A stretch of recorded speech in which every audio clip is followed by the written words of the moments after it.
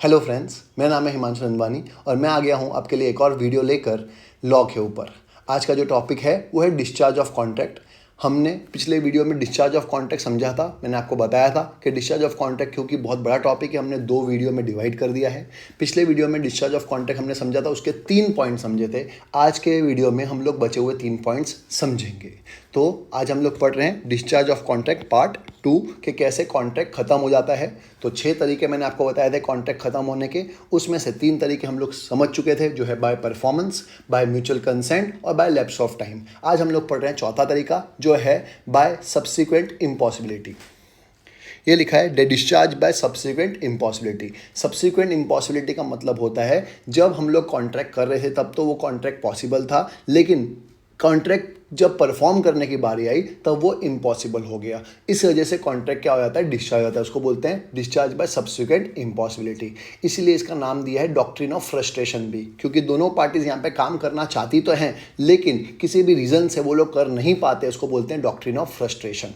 ठीक है, अब समझते हैं इसके सारे अनेक पॉइंट्स अंदर से। सबसे पहला पॉइंट आता है destruction of subject matters. Destruction of subject matter का मतलब होता है कि जब हमने कॉन्ट्रैक्ट किया था तब तो सब्जेक्ट मैटर था, लेकिन कॉन्ट्रैक्ट के परफॉर्मेंस के टाइम पे वो सब्जेक्ट मैटर डिस्ट्रॉय हो गया। फॉर एग्जांपल, मैंने एक कॉन्सर्ट के लिए किसी बड़े आर्टिस्ट को बुलाया एक स्पेसिफिक हॉल में परफॉर्म करने के लिए। तो जब कॉन्ट्रैक्ट हुआ तब वो हॉल भी अवेलेबल था, आर्टिस्ट भी अवेलेबल था, लेकिन जब वो कॉन्सर्ट की डेट आई तब उस हॉल में आग लग गई और वो हॉल अवेलेबल नहीं था। तो इसका मतलब वो आर्टिस्ट जो था वो तो परफॉर्म करना चाहता था, मैं भी वो चाहता था कि वो भी आए और परफॉर्म करे, लेकिन जो जगह थी, प्लेस था, वेन्यू था, वो डिस्ट्रॉय हो चुका है। इसकी वजह से कॉन्ट्रैक्ट अपने आप कैंसिल हो गया।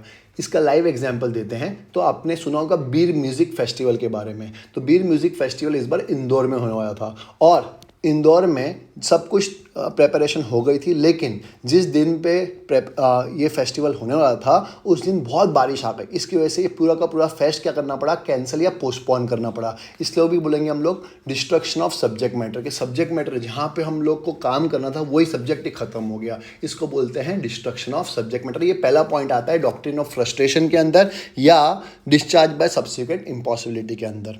एग्जाम्पल दिया हुआ देखिए, अ music hall which was let out for series of concert on certain days was burned down before the date of concert। Concert की डेट से पहले ही उसमें आग लग गई और बर्न हो गया। Hence the contract was void। इसलिए कॉन्ट्रैक्ट क्या हो गया, void हो गया। ये प्राइम एग्जांपल है किसका, सब्जेक्ट मैटर का, destruction of subject matter. Second point आता है non existence of set of things, के जिस चीज़ों से काम करना था वो चीज़ ही नहीं रही। तो वो लिखा है a contract discharge if it depends upon existence of occurrence of particular set of things which does not in fact happens. This is based on the principal that every agreement perform existence certain state of time which on which agreement was क्या entered into. कहने का मतलब जब भी हम लोग contract में enter करते हैं तो कुछ टर्म्स एंड कंडीशन के साथ करते हैं, कुछ हम लोग सेट ऑफ इंस्ट्रक्शंस के साथ करते हैं, या कुछ सेट ऑफ थिंग्स के साथ करते हैं कि हाँ भाई इन चीज़ों के होंगी तो ही हम लोग कॉन्ट्रैक्ट परफॉर्म कर पाएंगे। फॉर एग्जांपल समझ लीजिए कि एक वर्ल्ड फेमस गिटारिस्ट है, सिंपल है, तो उसके लिए सबसे इंपॉर्टेंट चीज़ क्या है, उसका गिटार। ठीक है, अगर उसका गिटार ही उसके पास नहीं होगा तो वो परफॉर्म कैसे कर पाएगा, सिंपल सी बात है। तो इसका मतलब क्या है, कुछ चीज़ें एग्जिस्टेंस में नहीं रहती, इसकी वजह से वो काम नहीं कर पाते। इसको बोलते हैं क्या चीज़, non existence of set of things.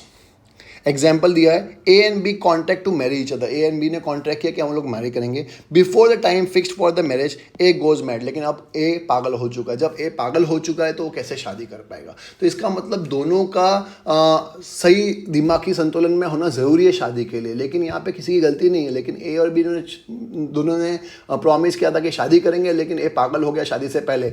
वैसे भी शादी के बाद पागल हो जाना था, ये सीक्रेट है, बोलना नहीं है।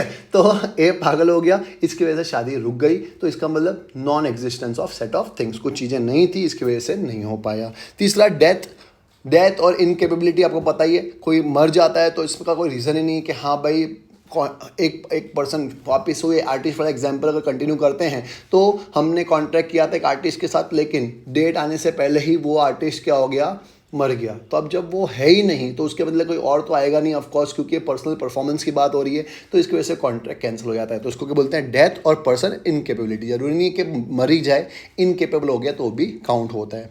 चेंज इन लॉ, पहले कोई चीज़ लीगल होता है बाद में वो इलीगल हो जाए तो इसकी वजह से भी कॉन्ट्रैक्ट कैंसिल हो सकता है। फॉर एग्जांपल इंडिया और पाकिस्तान के बीच में क्रिकेट टूर्नामेंट था, लेकिन इंडिया और पाकिस्तान के बीच में वॉर हो गई, इसकी वजह से क्रिकेट टूर्नामेंट को क्या करना पड़ा, कैंसिल करना पड़ा। तो पहले जो चीज़ लीगल थी बाद में ऑटोमेटिकली क्या हो गई, वो इलीगल हो गई, लॉ बदल गया, इसकी वजह से कॉन्ट्रैक्ट चेंज हो गया या कैंसिल हो गया। इसको बोलते हैं change in law. Outbreak of war, वापस से कई बार क्या होता है, वॉर की वजह से कॉन्ट्रैक्ट कैंसिल हो जाता है। मैंने एग्जांपल दिया वो इसमें भी सूटेबल है। वैसे ही कई कॉन्ट्रैक्ट, अभी रशिया और यूक्रेन के बीच में वॉर चल रहा है, उसकी वजह से बहुत सारे कॉन्ट्रैक्ट्स कैंसिल हो जाते हैं। जैसे इंडिया का बहुत सारे कॉन्ट्रैक्ट थे यूएस के साथ, वो कैंसिल हो गए। इन द सेम वे इंडिया के बहुत सारे कॉन्ट्रैक्ट थे यूक्रेन के साथ, वो कैंसिल हो गए। इंडिया ने बहुत नए कॉन्ट्रैक्ट किए रशिया के साथ, एंड सो ऑन। बहुत सारे एग्जाम्पल इस पर बात सकते हैं, क्योंकि आउटब्रेक ऑफ वॉर की वजह से कुछ कॉन्ट्रैक्ट कैंसिल हो जाते हैं। इसका ये मतलब नहीं कि हमको कॉन्ट्रैक्ट नहीं करना था, लेकिन कंडीशन या सर्कमस्टेंसेस ऐसे होता है कि हम लोग कॉन्ट्रैक्ट नहीं कर पाते, उसको बोलते हैं आउटब्रेक ऑफ वॉर। अब ये क्या था, डॉक्ट्रिन ऑफ फ्रस्ट्रेशन था। इसके कुछ एक्सेप्शंस भी आते हैं कि कई बार है ना, कई लोग डॉक्ट्रिन ऑफ फ्रस्ट्रेशन का मिसयूज करते हैं। तो कुछ एक्सेप्शंस होते हैं जहाँ पे डॉक्ट्रिन ऑफ फ्रस्ट्रेशन या सब्सिक्वेंट इम्पॉसिबिलिटी काम नहीं करता है। तो वही हम लोग पढ़ेंगे, एक्सेप्शंस ऑफ द डॉक्ट्राइन। पहला, डिफिकल्टी ऑफ परफॉर्मेंस। कोई चीज़ मुश्किल हो जाना इज नॉट इम्पॉसिबल हो जाना।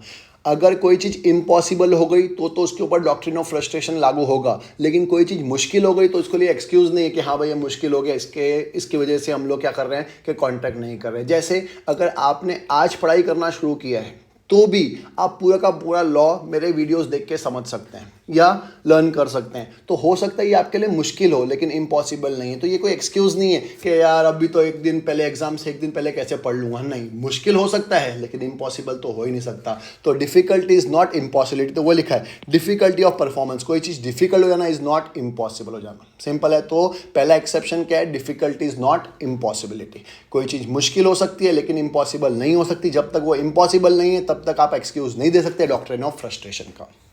दूसरा आता है कमर्शियल इम्पॉसिबिलिटी। कोई चीज़ कमर्शियली इम्पॉसिबल हो गई है या मुश्किल हो गई है मिलना, तो वो भी एक्सक्यूज़ काउंट नहीं होगा कि एक्सट्रीमली मतलब कोई चीज़ बहुत मुश्किल है या महंगी हो गई। फॉर एग्जांपल अभी टमाटर बहुत महंगे हो गए थे, तो टमाटर महंगे हो गए तो इस डजेंट मीन कि आपको एक्सक्यूज़ मिल जाएगा कि सेव टमाटर ना शाक में हमें टमाटर नहीं नाखो।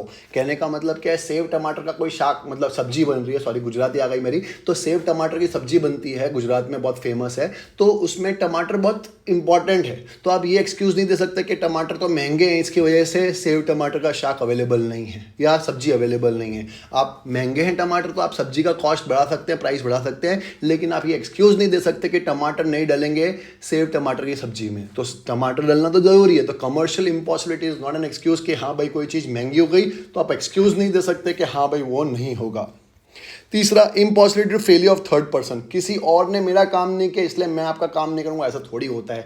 ये एक ऐसी बात हो गई, मैंने कहा आपको प्रॉमिस किया है कि मैं आपके लिए एक वीडियो लेके आऊँगा, लेकिन क्योंकि मेरा फ़ोन मेरे फ्रेंड के पास था इसकी वजह से मैं वीडियो नहीं बना पाया, या मेरा आईपैड नहीं था तो मैं एडिटिंग नहीं कर पाया। ये कोई एक्सक्यूज़ नहीं है। कोई थर्ड पर्सन के लिए मैं डिपेंडेंसी की वजह से मैं अगर अपना काम नहीं कर रहा तो एक्सक्यूज़ काउंट नहीं होता। तो dependence on third party is not an excuse के एक्सक्यूज़ काउंट नहीं है। चौथा, strikes lockout is not an excuse. के स्ट्राइक हो गई, लॉकआउट हो गया, कोई एक्सक्यूज नहीं होता है कि हाँ भाई हमारे फैक्ट्री में स्ट्राइक लगी थी या लॉकआउट हो गया था इसकी वजह से मैं आपका 100 करोड़ का काम नहीं कर पाया। अगर मैंने किसी को 100 करोड़ का कॉन्ट्रैक्ट दिया है और वो एक्सक्यूज दे कि मेरे को स्ट्राइक हो गई थी या मेरे फैक्ट्री में स्ट्राइक थी इसकी वजह से आपका 100 करोड़ का कॉन्ट्रैक्ट नहीं हुआ, तो that is unprofessional and not doctrine of frustration. Simple सी बात, ये अनप्रोफेशनली हमारे इंटरनल मैटर है। अगर स्ट्राइक हुई भी है तो कैसे स्ट्राइक को ख़त्म करें और कॉन्ट्रैक्ट को ख़त्म करें, हर एक प्रोफेशनल की ये ड्यूटी होती है। तो ये कोई एक्सक्यूज़ नहीं होता है कि स्ट्राइक्स, लॉकआउट या सिविल डिस्टर्बेंस आ गई तो इसकी वजह से काम नहीं कर पाए।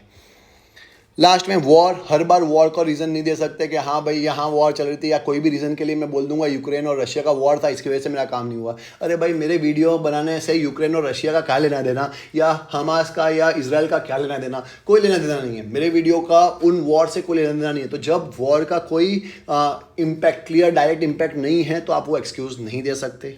फेलियर ऑफ वन ऑब्जेक्ट, 5 चीज़ थी उसमें से एक चीज़ इम्पॉसिबल हो गई तो बाकी की 4 चीज़ तो पॉसिबल है, वो तो करनी पड़ेगी। That is failure of one object is not failure of all the objects.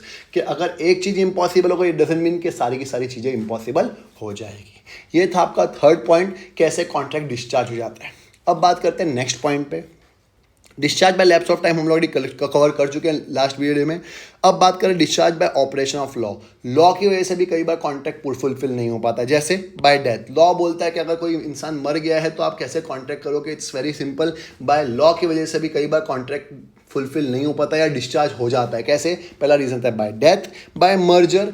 एक पर्सन के साथ कॉन्ट्रैक्ट किया था, अब वो पर्सन दूसरे पर्सन के साथ मर्ज हो चुका है, तो वो दूसरा पर्सन दोनों मिलके कॉन्ट्रैक्ट करेंगे, तो पहले वाले के साथ तो कॉन्ट्रैक्ट अपने आप कैंसिल हो ही चुका है। इसको बोलते हैं मर्जर। क्या बोलते हैं इसको? मर्जर। फॉर एग्जाम्पल, ए ने प्रॉमिस किया था कि कॉन्ट्रैक्ट फुलफिल करेगा, अब ए की शादी हो गई बी के साथ, सिंपल है, तो अब ए और बी मिलके काम कर सकते हैं, ऐसा कुछ नहीं है कि ए ही करेगा, ऑफ कोर्स, क्योंकि ये मर्ज हो चुका है। तो दोनों कंपनी, जैसे आपके पास वोडाफोन का सिम कार्ड था, सिंपल है, अब वोडाफोन अकेला नहीं है, वोडाफोन और आइडिया मिल गए, वीआई बन चुके हैं, तो अब वीआई आपका काम कर रहा है, मर्जर है, तो आप नहीं बोलते नहीं मुझे तो वोडाफोन ही लिखा हुआ चाहिए, वीआई नहीं लिख सकते, ऑफ कोर्स नहीं, मर्जर हो चुका है, तो अब मिलके आपका काम होना इंपॉर्टेंट है, तो पहले वाला कॉन्ट्रैक्ट अपने आप कैंसिल हो जाएगा, एज इफ आपने सिम कार्ड वीआई का ही लिया था, ऐसा ही काउंट होएगा, सिंपल है। तीसरा, बाय इंसॉल्वेंसी, अगर इंसॉल्वेंट हो गया तो भी कॉन्ट्रैक्ट खत्म हो जाता है। एक पार्टी इंसॉल्वेंट हो गई, उसके पास कैपेबिलिटी नहीं है, तो कैसे काम करेगा। मटेरियल ऑल्ट्रेशन, कई बार हम लोग कॉन्ट्रैक्ट में इतने चेंजेस ला देते हैं कि असलियत ही कॉन्ट्रैक्ट की खत्म हो जाती है। फॉर एग्जाम्पल समझ लीजिएगा, हमने एक बेस ही बदल दिया। फॉर एग्जाम्पल, आप मूंग की दाल का हलवा बना रहे हैं, क्या बना रहे हैं? मूंग की दाल का हलवा, लेकिन उसमें मूंग की दाल ही नहीं डाली, तो इसका मतलब क्या? अपने चेंजेस, थोड़े बहुत चेंजेस कर सकते हैं आप, कि हाँ भाई अपने स्वाद अनुसार चेंजेस कर सकते हैं, लेकिन अगर मूंग की दाल के हलवे में अगर आप मूंग की दाल ही नहीं डालोगे तो कैसे हलवा काउंट होगा, क्या उसको बोलोगे मूंग की दाल का हलवा? तो इसका मतलब ये हो सकता है कि आप शक्कर के बदले गुड़ डाल दी, वो मटेरियल ऑल्ट्रेशन में एक्सेप्टेबल, लेकिन कुछ ज़्यादा ही ऑल्ट्रेशन कर दिया कि आपने मूंग की दाल ही नहीं डाली और उसको फिर भी आप बोल रहे हैं मूंग की दाल का हलवा, तो वो काउंट नहीं होता है। तो इसका मतलब अगर आपने ज़रूरत से ज़्यादा ऑल्ट्रेशन कर दिया तो भी कॉन्ट्रैक्ट खत्म हो जाता है, क्योंकि आपने मेन इंग्रेडिएंट ही खत्म कर दिया है। और लास्ट में, by rights and liability become vested in the same purpose, क्या आपको जो काम करना था, फॉर एग्जांपल मैंने एक कंपनी को कॉन्ट्रैक्ट दिया, तो मैंने एक कंपनी को कॉन्ट्रैक्ट दिया कि वो मेरा काम करके दे, क्लियर है। अब उस कंपनी को मैंने ही खरीद लिया, मेरी कंपनी ने खरीद लिया, तो इसका मतलब कॉन्ट्रैक्ट देने वाला भी मैं और खरीदने के बाद कॉन्ट्रैक्ट लेने वाला भी मैं। जब मेरी कंपनी है, मैं ही काम हो, तो कॉन्ट्रैक्ट ही करना, क्योंकि कॉन्ट्रैक्ट के लिए 2 पर्सन होने जरूरी है, यहाँ पे तो दोनों पार्टीज मेरी है, तो कॉन्ट्रैक्ट अपने आप ही टर्मिनेट हो जाता है, क्योंकि मेरे को ही अपना काम करना है, क्लियर है। ये था बाय ऑपरेशन ऑफ लॉ। अब बात करते हैं लास्ट पॉइंट के लिए, दैट इज 6th पॉइंट, कैसे कॉन्ट्रैक्ट खत्म होता है, that is discharge by breach of contract. Breach of contract मतलब breach of terms and condition भी हो सकती है, मतलब अगर टर्म्स एंड कंडीशन को ब्रीच किया तो कॉन्ट्रैक्ट ब्रीच हो जाता है। उसमें 2 आती है, पहली आती है एक्चुअल ब्रीच, दूसरी आती है एंटीसिपेटरी ब्रीच। एक्चुअल ब्रीच और एंटीसिपेटरी ब्रीच क्या होता है, पहले बात करते हैं हम लोग एक्चुअल ब्रीच की। फॉर एग्जांपल, मैंने बोला कि 15 दिन में काम हो जाना चाहिए, तो 15 डे, लास्ट डेट थी 31st, समझ लो कि लास्ट कोई भी चीज़ की डेट थी 31 मार्च, तो जब तक 31 मार्च नहीं आता है तब तक मैं नहीं बोल सकता काम हुआ है कि नहीं हुआ। सामने वाले पर्सन के पास 31 मार्च तक का काम करने का टाइम है, तो 31 मार्च में जाऊंगा, मैं देखूंगा काम हुआ है कि नहीं हुआ, अगर नहीं हुआ तो मैं कॉन्ट्रैक्ट को कैंसिल कर दूंगा, क्योंकि उसने काम नहीं किया। इसको बोलते हैं एक्चुअल ब्रीच, कि जब टाइम खत्म होता है तब हम लोग देखते हैं कि काम खत्म हुआ है या नहीं हुआ, इसको बोलते हैं एक्चुअल ब्रीच। अब बात करते हैं एंटीसिपेटरी ब्रीच की। अच्छा, एक्चुअल ब्रीच एक बार पढ़ लेते हैं, ये लिखा है, it may take place at time when the performance is due, जब परफॉर्मेंस ड्यू हो गया तब देखना पड़ता है। Actual breach of contract occurs when the time when the performance is due and one party fails to perform under the contract. Time due हो चुका है, उसके बाद पार्टी परफॉर्म नहीं कर पाई है, तो हम लोग बोलते हैं एक्चुअल ब्रीच, कि हाँ टाइम खत्म होने के बाद भी उसने नहीं किया, उसको क्या बोलेंगे हम लोग, एक्चुअल ब्रीच। अब बात करते हैं एंटीसिपेटरी ब्रीच। पहले मैं समझा देता हूँ what do mean by anticipatory breach. For example, एक कॉन्ट्रैक्ट था जिसको 11 महीने में कंप्लीट करना था। कितने महीने में? 11 महीने का कॉन्ट्रैक्ट था, समझ लो कोई कंस्ट्रक्शन कॉन्ट्रैक्ट था। 10 महीने हो चुके हैं, अभी तक कॉन्ट्रैक्ट स्टार्ट भी नहीं किए, तो इसका मतलब मैं 1 महीना खत्म होने का वेट नहीं करूंगा। हमको पता है जो काम 11 महीने का था, 10 महीने हो गए, अभी तक काम स्टार्ट भी नहीं हुआ, तो 1 महीने का खत्म होने का वेट करने की जरूरत नहीं है। आप कॉन्ट्रैक्ट को पहले भी तोड़ सकते हो, क्योंकि जो 10 महीने में नहीं हुआ वो 1 महीने में कैसे हो जाएगा। उसको बोलते हैं एंटीसिपेट करना, कि जो काम नहीं होने वाला तो वो टाइम का खत्म होने का वेट मत करो, पहले ही कॉन्ट्रैक्ट कैंसिल कर दो। उसको बोलते हैं एंटीसिपेटरी ब्रीच। वो लिखा है, देखिए ध्यान से, it occurs when the party to an executive contract declares his intention, पहले से इंटेंशन बता दिया, of not performing the contract before the performance due. Performance अभी तक ड्यू हुआ ही था, उससे पहले ही इंटेंशन बता दिया ये काम नहीं हो सकता, उसको बोलते हैं एंटीसिपेटरी ब्रीच। हमको पता है 11 महीने का कॉन्ट्रैक्ट था, 10 महीने तक हो गए, अभी तक तो काम स्टार्ट ही नहीं हुआ, इसका मतलब पहले से उसने इंटेंशन बता दिया कि उससे काम होने वाला नहीं है। कैसे बताएगा? एक्सप्रेसली रिनाउंस कर सकता है कि मेरे से काम नहीं होगा, या by doing some act performance by becomes impossible, या फिर वो ऐसा कोई काम कर देगा कि हमको मालूम पड़ जाएगा कि हाँ भाई इम्पॉसिबल बात है, इससे कुछ होने वाला नहीं है, तो भी हम लोग उसको बोलेंगे एंटीसिपेटरी ब्रीच। सिंपल है, ये था आपका पूरा डिस्चार्ज ऑफ कॉन्ट्रैक्ट। मुझे उम्मीद है आप ये 2 वीडियोस को साथ में देखेंगे तो आपको समझ में आ ही जाएगा डिस्चार्ज ऑफ कॉन्ट्रैक्ट। बहुत लेंदी टॉपिक था लेकिन बहुत ईजी और important exam point of view से था। मिलते हैं नेक्स्ट वीडियो में एक नए टॉपिक के साथ। तब तक के लिए अगर आपने मेरा चैनल सब्सक्राइब नहीं किया तो प्लीज़ सब्सक्राइब कर लीजिएगा, बहुत मेहनत लगती है वीडियो बनाने में, और अपने फ्रेंड्स के साथ ज़रूर शेयर करिएगा। बाय।